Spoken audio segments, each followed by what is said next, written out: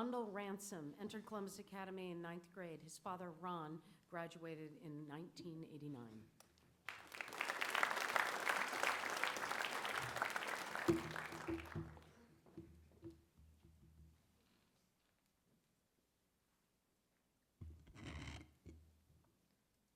Whenever I'm on the baseball field, I feel like my brain is louder than everything else around me. I'll be standing in the outfield grass, the sun beaming down on me, and listening to laughter of my teammates as we warm up. I hear the murmur of the crowd, but it's muted and in the background, because in my head, I'm already overthinking every little thing that I do.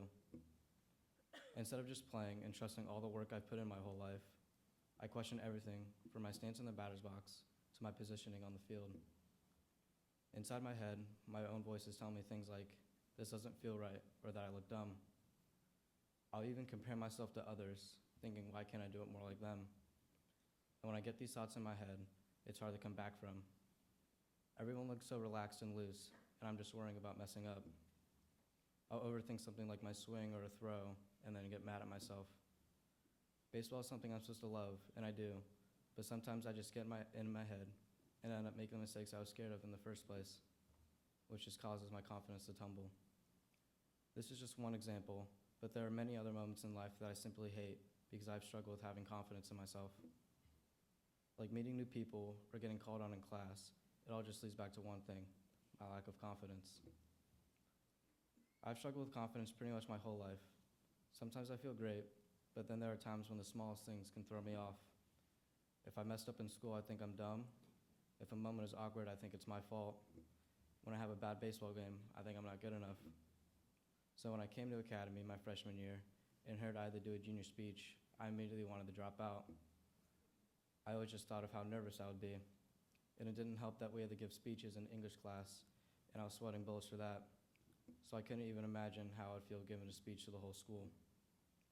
Because even when I do well on something, my fragile confidence never lets me feel good about myself for too long. People always tell me be confident, but that advice doesn't help. Confidence doesn't show up immediately simply because someone says that to you. And part of the reason I've struggled with confidence goes back to when I was younger. When my dad was my age, he was 4'11" and 90 pounds. And when I was younger, I was always the smallest one, both in school and on all of my teams. I remember walking on the baseball fields and seeing guys way bigger than me and instantly thinking that that made them better than me.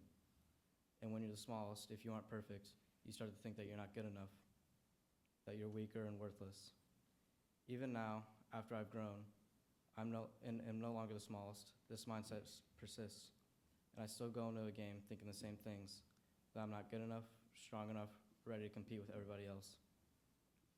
I've started to notice that I focused almost entirely on all the bad and tend to ignore all the good. If I go 1 for 4 at bat, I think about the 3 times I failed and didn't get a hit. If I make a good play, but later make a mistake, that's all I'll focus on, the error. For a while, I thought I was being a realistic critic, but now I've started to realize I was really just being unfair with myself. I expect perfection, and when I don't achieve it, I tear myself up over it. This mindset made every little mistake feel much bigger than what it was. It made it very difficult to be confident in myself, and it was making me a worse player and student.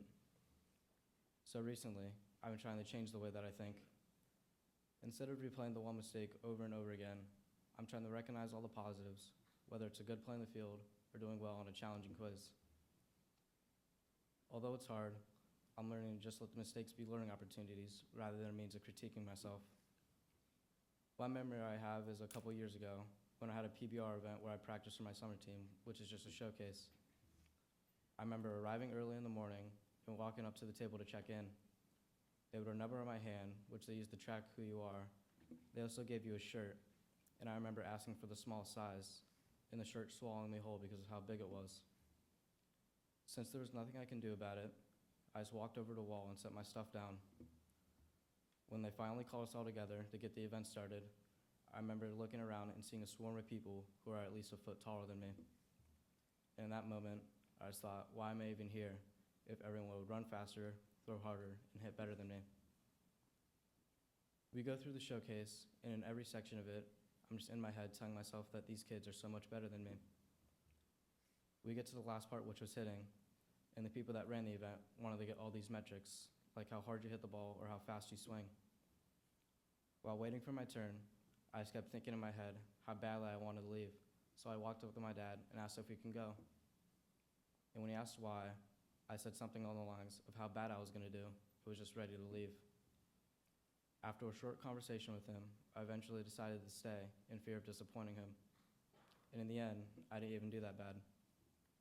In the car ride home, I remember him telling me that it's impossible to succeed when I have negative thoughts like this. A quote he tells me all the time is from Henry Ford, and it says, "Whether you think you can or you think you can't, you're right."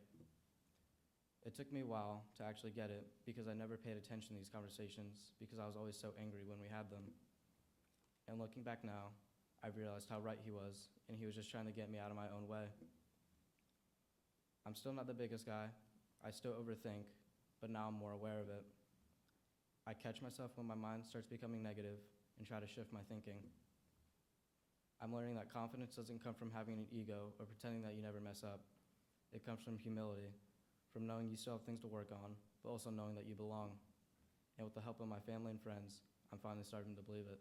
Thank you.